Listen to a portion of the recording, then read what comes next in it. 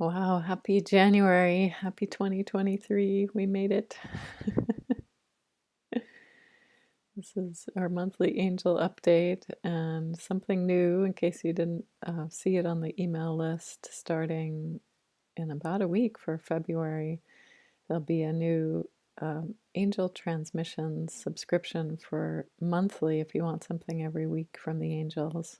So this is part of it, so you can still continue to watch here free once a month on the angel update.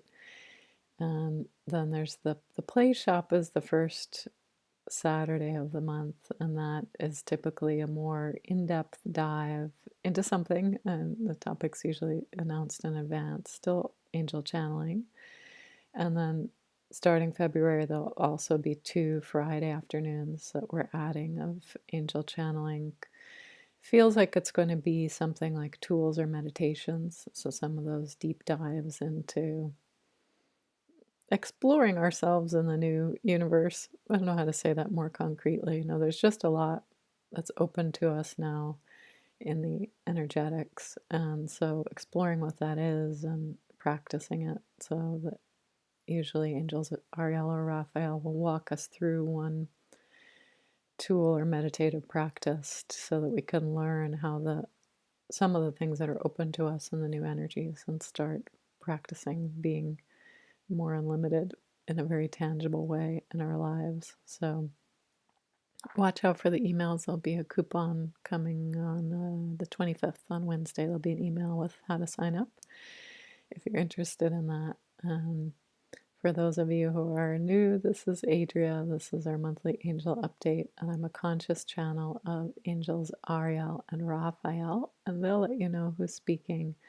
And this is really their time to share with us whatever they see as something that's so fresh and alive for humanity right now that could help us on our own personal journeys understand the world a little better and maybe take some leaps forward um, into something new. So let's see what they have for us today.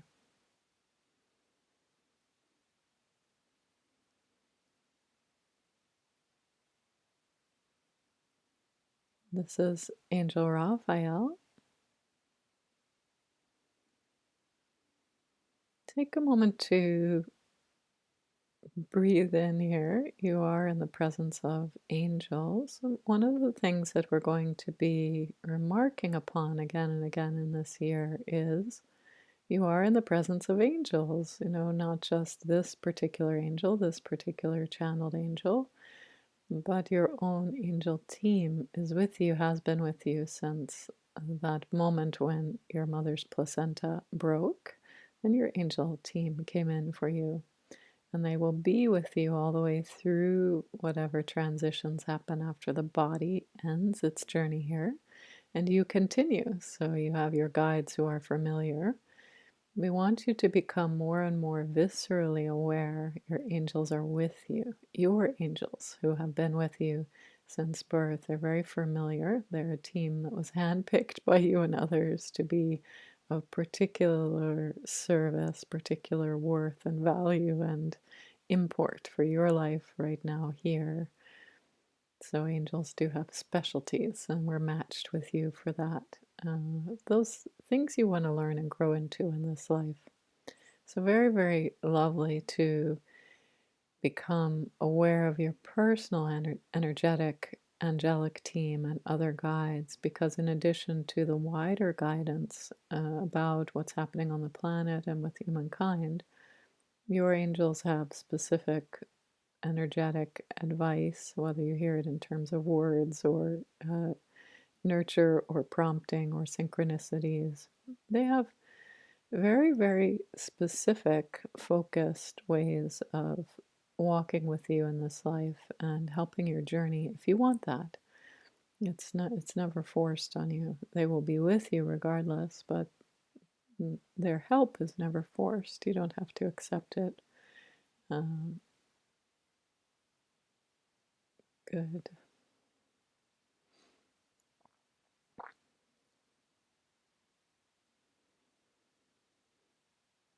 This is Raphael. So for today, in addition to just recognizing that in where you are sitting, Your angelic team is there with you, interdimensionally.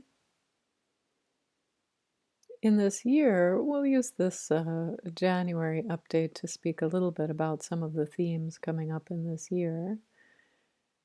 There is going to be quite a lot of galactic activity. So that doesn't mean necessarily when you turn on the television, you're going to see, oh, there was an alien encounter. It certainly doesn't mean warfare, we don't mean that. But there is going to be quite a lot of landings, literal landings this year. We see that with some certainty. So these beings that are coming in now are quite friendly to humankind. So if you do happen to see one, we just want you to have that heads up from the angelic. 99,992 times out of 100,000, these are going to be friendly to humankind. So if you can consider that as your stance to the unknown and the unfamiliar in this year, it will help you not to go into fear, unneeded fear, because it's a grand experiment to see how much can we interrelate in this kingdom, planet Earth, galactic beings, humankind, angelic, and other guidance teams in a more visceral way. And when we say that word visceral, we mean has a connection through the senses. You can touch it or taste it or see it or smell it. Somehow you're aware, wait a minute, this is happening on Earth. It's not just in an astral plane or a dream plane or somehow in my inner knowing. This is here, somehow unfathomably. So there's going to be quite a lot of that this year. Some of you are quite eagerly looking forward to this. And if you are not, don't worry. We mostly want to speak to those who are not so aware of this or haven't been wishing for it, that not to worry. If you come across this, it's what's happening here is Earth is opening to a different type of, let's say, immigration. Galactic beings have been around for quite a while on Earth, mostly unseen and unknown, unheard of. But those that were here over the last century were quite harmful to humankind for the most part, not all. So if you have a friend who's a galactic being, we don't mean that all of them are, paint them with the same brush, but to give you an overview here, there's a reason why humankind has caution about beings from, let's say, outer space for a moment. It's not quite that literal. It may be beings from other dimensions, but they will appear as if, well, this is a conscious being who can telepathically or otherwise speak with me, but it's not human. So the way the human brain knows how to translate that right now is this is alien, right? So that's what we mean by galactic being. They may not literally be coming in spaceships. Some are. And some are more comfortable traveling, walking through the dimensions. So they could literally walk into your bedroom. But that will not happen uninvited. There are some who have been fervently praying for interaction with galactic beings. So just understand in the same way that your angels understand when you pray to them or have words with them, that they understand you. You don't have to speak angel, quote unquote angel, that galactic beings do know those who want to see them and those who do not. So they know when they're invited. And part of the reason why it has taken so long for aliens, let's call them for a moment, to appear is because of the fear factor general in humankind. So we want to say the fear was earned, but not by these galactic beings. So if you could think of America, for example, and ships of people coming from different countries, well, maybe one of those ships was full of people who killed others, other races, and maybe the next ship was not. So you cannot really judge each wave of immigrants that come in by those who have come before, right? So there's a reason why there's a fear there. You can have compassion on yourself or towards others who have that knee-jerk reaction or historical memory. But we can say with great certainty that those galactic beings who are hovering around, quite literally, are very, very friendly. And the experiment now is to wake up humanity, and we'll define what we mean by that quite quickly here, potentially. So we're not really speaking about what has been going on in upper echelons or lower regions of politics or elite societies or corrupt dealings with humankind. That's not what we mean by waking up. That has its place as well. But what we're speaking about now is humankind waking up to the fact that there are other conscious beings, and also that humans themselves have more racial memory and explorative potential to become more powerful, new, different beings than ever before. So this is the moment, if you can relate to movies or comic books at all, where the hero suddenly realizes, oh, I think I might have some different powers here. And oh, look, there are other superheroes too, and we can all see each other. And this could either feel like a lot of fun or terrifying because it's a lot of new information all at once. Because in this context, it's not happening, unlike most movie setups, it's not happening with a battle impending, There's not also a force that you suddenly have to fight against together with these galactic beings. It's much more about knowledge sharing and interracial communication, curiosity. So in that sense, it is much more like a wave of immigration, where you're looking at, do we want to live near each other or learn from each other, become knowledge circles, become leadership circles? Many of these beings bring very, very potentially life-changing technologies in terms of cleaning up pollution, in terms of solar radiation, mitigating that. So there's a lot to be shared here, but humankind also has a lot to share. We don't mean to say that you're like the child and the galactic beings come in as these wise parents that are now going to tell you what to do. It's not like that at all. So we've spoken in the past of what we call roundtable leadership. Whoever is speaking at the moment holds court, has the ears, the eyes of those who are listening. You each have something to share. So in this spirit, we would suggest you approach what's coming, first of all, almost very, very predominantly friendly towards humankind, and second of all, collaboration. It's about sharing, curiosity, knowledge, transfer, transmission. It's not about taking over a society. It's not about a battle just yet. You've had centuries of that on this planet, and the galactics have certainly had their own battles to be won as well. So this is not that time. This is a time of knowledge sharing. So we see that as a very, very strong theme in 2023. So part of what we are working on right away to prepare you with is getting used to seeing or hearing, touching, smelling, or feeling other angels or in your guidance team, so that that becomes more familiar, more comfortable for you. In other words, interdimensional communication of some kind, that it doesn't have to feel threatening just because it's less usual for your everyday experience. So that will be a very big theme this year. This is Ariel, Angel Ariel. And then this is the year we have been preparing in many ways by speaking about the blank slate and your unlimited nature. And this is the year where your old identity gets lost. So if you are so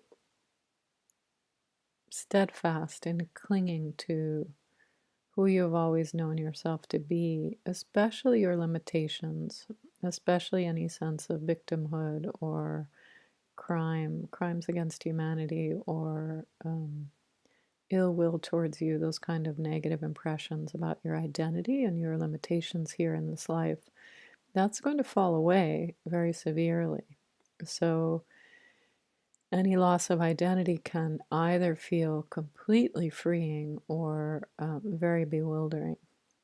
So we want to prepare you for that. Many of you have been playfully working towards this. So you have experienced sometimes this sense of weightlessness and freedom that feels odd in contrast to knowing the plan, seeing the horizon, being able to plot out a course, floating in space. It either sounds lovely or terrifying depending on which lens you view. So no, we do not mean that people are going to be floating in space. You'll still be here on Earth. But when so much of the structure of your old identity, particularly limitation, has fallen away, and you become aware of that, which is the falling away happened already, and especially last year. When you become aware of it en masse, it's it's a little startling to be told you can be anything, do anything, feel anything, that you have what you would have thought as mystical or superpowers, but that can be normal for anyone. It's quite a lot to take in. So for many, this is a year of loss of identity, of loss of self. And so allow, please, if you are one of those who has been eagerly wanting to burst into the new, that for many, be compassionate, because for many this is going to feel like loss. And remember that when you first hit, let's say 4 or 5 years ago, you first hit these waves of new earth coming in, you felt very disoriented and lost. Many of you lost your passion for long-term types of energy work or lifelong projects and just didn't know where to find yourself in this new era. So many people on the larger scale are going to feel that way this year. So if you can have compassion, remember that it was not so long ago that you felt this way, or you might have been feeling this way of late. And think of yourself or others. Oh, yes, it might be disorienting to be like an astronaut floating in space, even if there's that lifeline, umbilical cord of breath and food and so on, and you're not cut off in space, you're not dying. But to be floating instead of having a structure to rely on is something to get used to. And then it's very fun. Like all kinds of flight, exhilarating or terrifying at first, and then very fun, very free, very can be quite gentle and floating. So that is mainly we want to alert you to have compassion. Remember, you have only just recently been there where you felt a loss of yourself in some sense, felt threatening to whoever you are, and to really need to redefine or rebuild yourself in this new floating universe. It's difficult at first, not because you have to train for 20 years to be good at it, but because it's so new. And so again, we will continue to offer very tangible tools of what is the new grounding? How do I walk between dimensions? How can I retain my sense of calm and balance when others around me are freaking out? That kind of thing. So it's a year of tremendous opening, and this does provoke fear in some, perhaps in you, perhaps in your neighbor, friend, family member. So if you can have compassion, it's think about this as literally a new planet. It brings up a lot. People want to know generally what is home, who am I.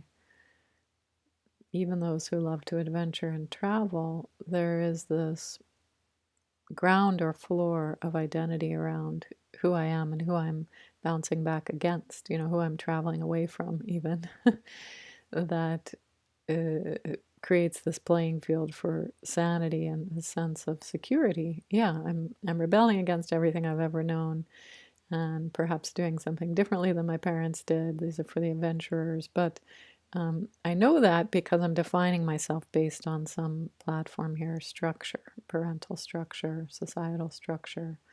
And for those who are quite cozy with parents and society as it is, even more so, perhaps clinging to the sense of defined self in relation to what I have always known. So it's time to let go of that. So the more in your own life and your own meditations you can have death ceremonies around old identities for yourself, the easier this is going to be. So we're not talking about moroseness or literal death, but occasionally if it occurs to you, this piece of me is a bit stale, it no longer works, have a little death ceremony for it. Either drop it into the void, if you like to follow that practice we taught last year, or set it on a little toy sailboat on the lake. Say, okay, this part of me, it's no longer useful. But consciously, it's not so much about the ceremony as it is about consciously choosing, okay, I'm ready to let this go. This part, it's stale. It hasn't worked for 20 years. I don't think it's going to work this year, so time to let go. And the more that you notice as it comes up, or when you have extra space in your calendar, your energy field, let some things go. That's the best way you can prepare for the changes of this year. Because if you're not sorting through, let's say when the hurricane hits, you're not sorting through all your worldly identities and passions and possessions right in that moment. If you already sort of pre-sorted, here's my suitcase of these are the things I really value and the tools I'd like to continue to work with, or the passions and the relationships that are working for me currently in this life, then it's easier to let the other things fall away. And if you're trying to cling to everything you know about yourself and the world in a time of such change, it is quite overwhelming, we would suggest. So the more things you can let go as they come up as a problem, a quote unquote problem or issue for you, consider as a primary lens here in this year, is this something I can let go about myself? This way, even of viewing myself as stuck in a certain way. Can I let that go? I'm kind of tired of that. So instead of additive at first here, we'd say consider letting some things go around identity particularly, so that it's not so jarring when you're told, oh, by the way, you can talk telepathically with these beings from other dimensions or outer space, and you literally could fly if you want. We'll teach you how. And here's a technology that's cheap or free, clean up, pollution around the world. If you're not so stuck with the way you've been living life already, it's easier to move into new things like that. Again, because we see them as highly, highly positive, but not that you have to embrace change, but because there's so much opening up for you, the less you have that you're carrying around with you as your baggage, the easier it is to pick up and travel or move or change, right? So if you have some extra identities you're feeling not so sure about, go ahead and have some ceremonies around releasing those. So to be clear, we're not talking about multiple personalities. When we use the word identity, it can be confusing. What we mean is there are stories you've been telling yourself, mostly false, where you've been identifying, let's say, some of them are just factual, like I'm very tall for my age, or I have brown hair. So perhaps those are somewhat neutral, unless you have this layer along with it that because I'm so tall, people notice me and they think I look weird. And that might be an identity you can let go of. Maybe the galactic beings you're about to meet are 9 or 10 feet tall and they think you're quite short. But seriously, in a more serious nature, what we mean is identities around limitation. Either I'm very good at this thing, but I'm impossible at these other things, or I've always been poor, or relationships never work out for me, or I'm an artist and that's all I'll ever be. They're things that are limiting. They can be positive or negative, but things that keep you in a very narrow band of existence. That's what we mean about identities. You're identifying with that as, yeah, that's me. That's what I'm capable of. It may be true, it may be factually true. Yes, you're trained in that, you're skillful. But in identifying so closely with something which is a skill, you sometimes don't notice that you have other skills, and some very, very new as things open here.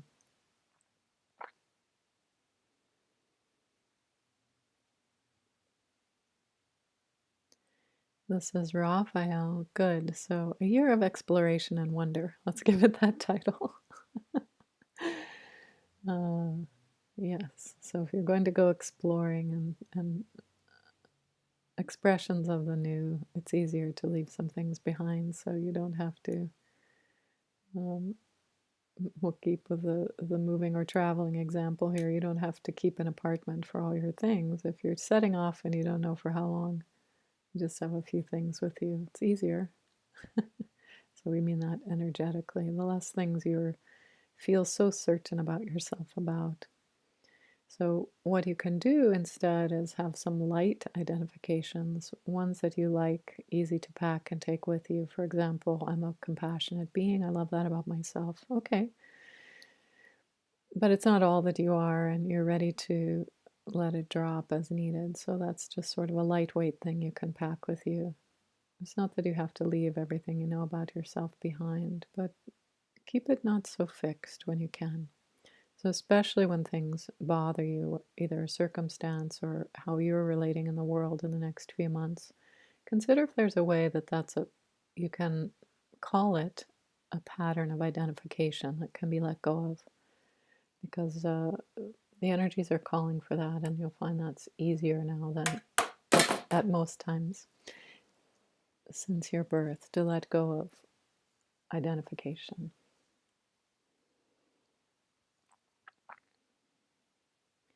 Okay, this is Adria. I'm going to read a few questions from the chat.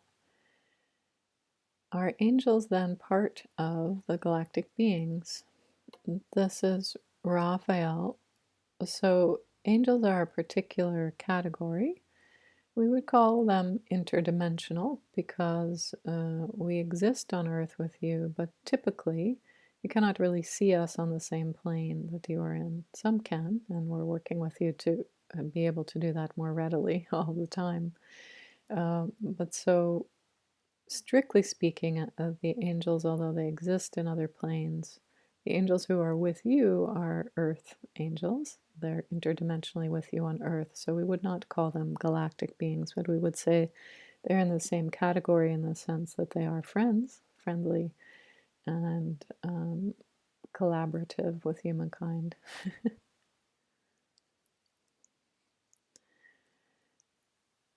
Are any of these visitations from the galaxy going to involve the government military trying to destroy or capture the beings out of fear before they have a chance to see they are friendly and mean no harm? Thanks for that question. This is Raphael. This is part of the timing here, right? Why galactic beings have not been so open. And we would suggest that there's a shift happening here. It's a little bit subtle, but to us it's pronounced on the energetic planes where the political or government centers in many, many places, most places, are shrinking in power in terms of their influence over the populace. So what governments do or don't do becomes less important than can the millions of people in a country accept or not accept what's going on, accept these beings as friends. This idea of government as being more powerful than people is time to turn that on its head, right? So there may be some governments that would feel they want to respond that way, but will have very little use for reacting that way or ability to if the populace is shouting welcome. Then government would suddenly get overturned or not be seen as friendly to the people. So for this we would say rather than worry too much overly about how will governments respond, be more ready in yourself because the power is shifting to collective choice of humankind and individual choice, and not so much choices made by elite or representative, even if they're representatives of a larger populace. The power is shifting back to the populace in most places of the world. So government response will be less important, where it will be more a reflection of what do the wider population want. And strictly speaking here, the galactic beings have, for the most part, much higher technologies. So if they want to suppress an attack on themselves, they can be forewarned and do that. We don't see them as warring creatures coming to take over in any sense. But they do also know how to defend themselves. Let's say shield themselves. It's not so much about preemptively blowing up governments. We don't see that at all. But from the angelic standpoint, we're not concerned about galactic beings being attacked. The timing here is ripe and ready, we would say, for their arrival.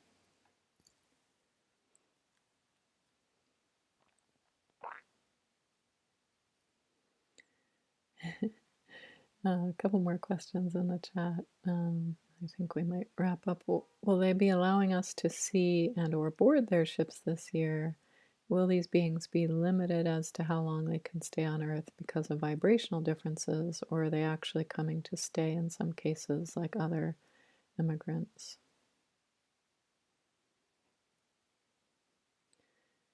And different question, are there any phases of change over the course of the year that you can share with us?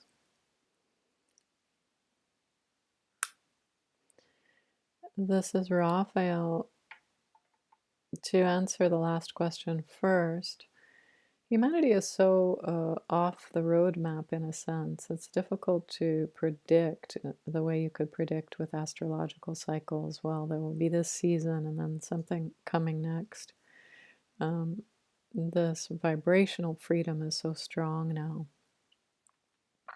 This is the time of chaos and plenty, we could say.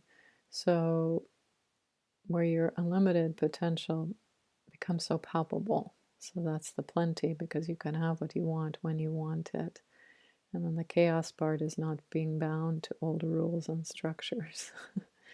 So those are the hallmarks of the big waves of change. But we don't see it right now playing out in a calendar sense, in a way that we could say, well, this wave will hit at this time. And then because there is so much chaos involved. And here we mean that as a very positive thing, like being allowed to go out and dance in the meadow where you only had to stay in a square box before. You know, some chaos is quite lovely after a time of confinement and structure, overly structured being. It's lovely. This is Raphael. Yes, we do see that. There will be the open curiosity. Let's say if you were one of those who want to allow a galactic being in your home, you could certainly ask, can you reciprocate? Can I see your home? Can I see your vessel, or travel to the dimension you're in? Can I see some of that? I'd love to see that. They would know. We would say, well, a galactic being you're encountering, again, they're more used to interdimensional travel or ship planetary, interplanetary travel. So they will have a good sense of whether your human self can handle the ways they can travel. So you can trust that discernment. They're a bit more scientifically advanced there in that sense. In terms of their vibrational ability to be on Earth, it does depend. So here it depends on the different beings, and some prefer to live more on ships and come in, visit, and go back. And some are looking with an open question: can I stay here? Can I live here? But it's a question, right? It's not an occupation. It's not a demand.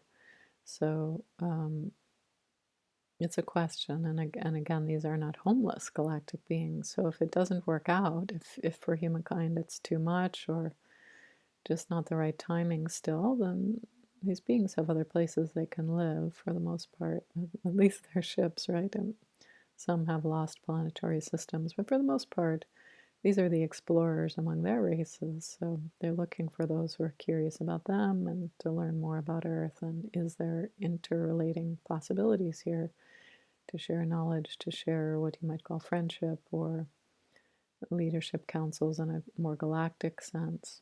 So for those of you who want to start learning about the other galaxies and how they interrelate. That could be open to some as well. Wider politics, let's say, and spiritual teachers also. But again, we want to paint the picture here, be clear. It's not about beings who are higher than coming in. Humanity also has quite a lot to share. There's a very distinct type of being, humankind, and galactic beings are very curious to learn what humans have learned by being on Earth as well. So we do see it as a time of sharing and exploration, curiosity.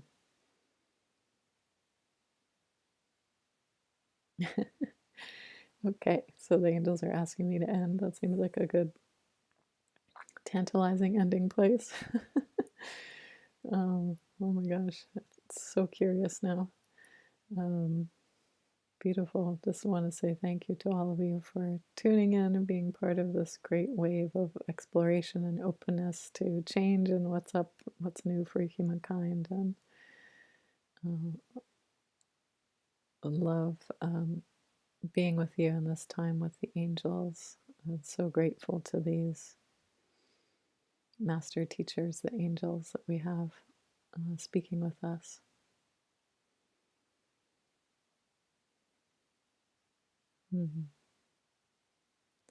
Thank you, everyone. See you next month.